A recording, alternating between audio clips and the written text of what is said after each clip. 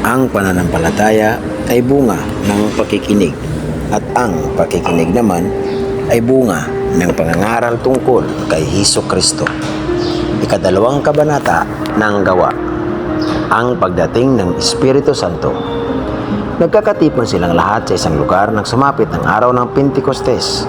Walang ano-ano'y maingay na nagmula sa langit na tulad ng ugong ng malakas na hangin at napuno nito ang bahay na kinaroroonan nila. May nakita silang parang mga dilang apoy na dumapo sa bawat isa sa kanila at silang lahat ay napuspos ng Espiritu Santo at nagsimulang magsalita ng iba't ibang wika ayon sa ipinagkaloob sa kanila ng Espiritu. May mga debotong Hudyo noon sa Jerusalem na nagmula sa bawat bansa sa buong mundo. Nang marinig nila ang ugong, nagdatingan ang maraming tao. Namangha sila sapagkat nagsasalita ang mga alagad sa wika ng mga nakikinig. Sa pagkamangha at pagtataka ay kanilang nasabi, "Hindi ba taga Galilea silang lahat? Bakit sila nakapagsasalita ng ating wika? Tayo'y mga taga Parsya, Media, Elam, Mesopotamia, Judea at Cappadocia, Punto at Asya. Mayroon pa sa ating taga Phrygia at Pamphylia, Ehipto at sa mga lupain ng Libya na malapit sa bayan ng Cyrene at mga nagmula sa Roma, mga Hudyo at mga Hentil na nahikayat sa pananampalatayang Hudyo. May mga taga Creta at Arabia rin. Paano sila nakapagsasalita sa ating mga wika tungkol sa mga kahangahangang ginawa ng Diyos? Hindi nila lubusang maunawaan ang nangyari kaya't nagtanungan sila, ano ang kahulugan nito? Ngunit may ilang nagsabi ng pakotya, lasing lang ang mga yan! Kaya't tumayo si Pedro kasama ng 11 apostol at nagsalita ng malakas. Mga taga-Judea at kayong lahat na nakatira sa Jerusalem, pakinggan ninyong mabuti ang sasabihin ko. Hindi lasing ang mga taong ito gaya ng palagay ninyo. Alas 9 pa lamang ng umaga ngayon.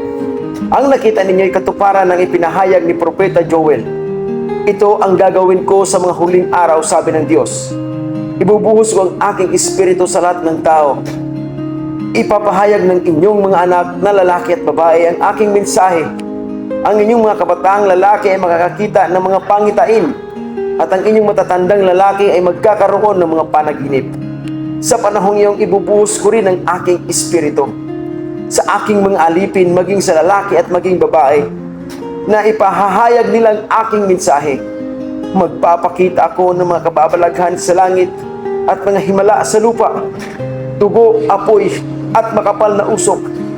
Ang araw ay magdidilim, ang buwan ay pupulang parang dugo, bago dumating ang dakila at maluwalhating araw ng Panginoon.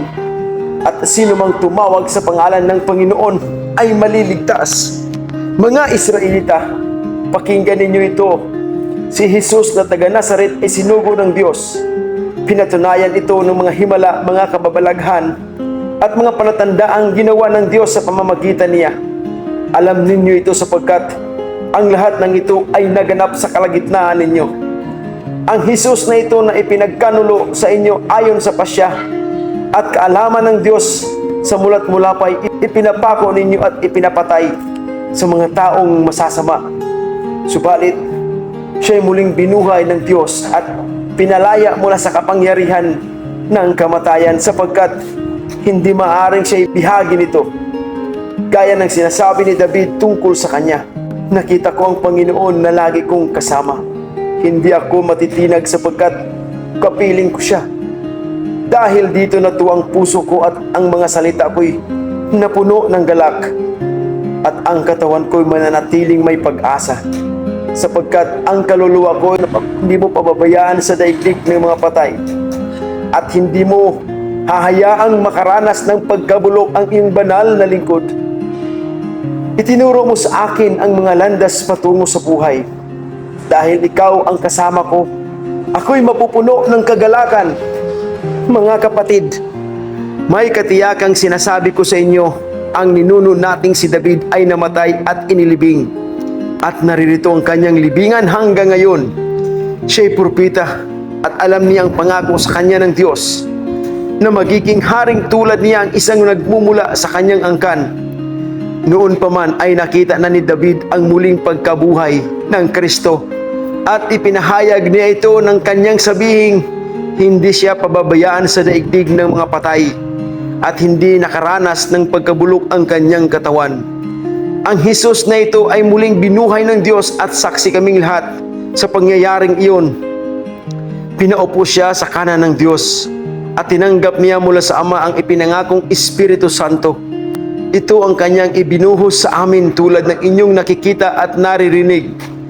Hindi si David ang umakyat sa langit kundi sinabi lamang niya, sinabi ng Panginoon sa aking Panginoon, maupo ka sa kanan ko hanggang lubusan kong mapasuko sa iyo ang mga kaaway mo.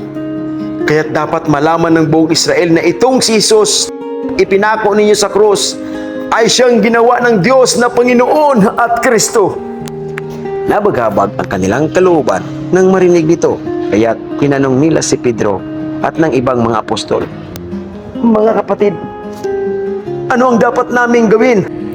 Sumagot si Pedro, Pagsisihan ninyo at talikuran ang inyong mga kasalanan at magbabautismo kayo sa pangalan ni Hesukristo upang kayo'y patawarin at tanggapin ninyo ang kaloob ng Espiritu Santo, sapagkat ang pangako ay para sa inyo at sa inyong mga anak at sa lahat ng nasa malayo, sa bawat taong tatawagin ng ating Panginoong Diyos.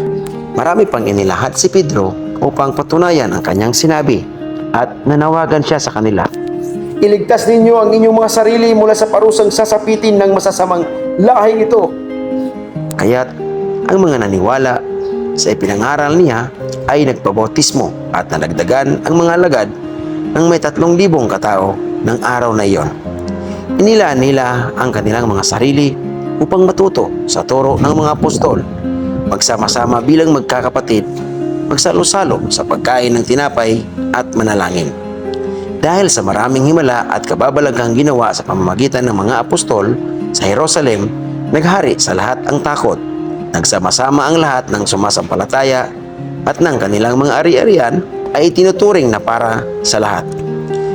Ipinagbili nila ang kanilang mga ari-arian at ang pinagbilhan ay pinamahagi sa bawat isa ayon sa kanyang pangangailangan.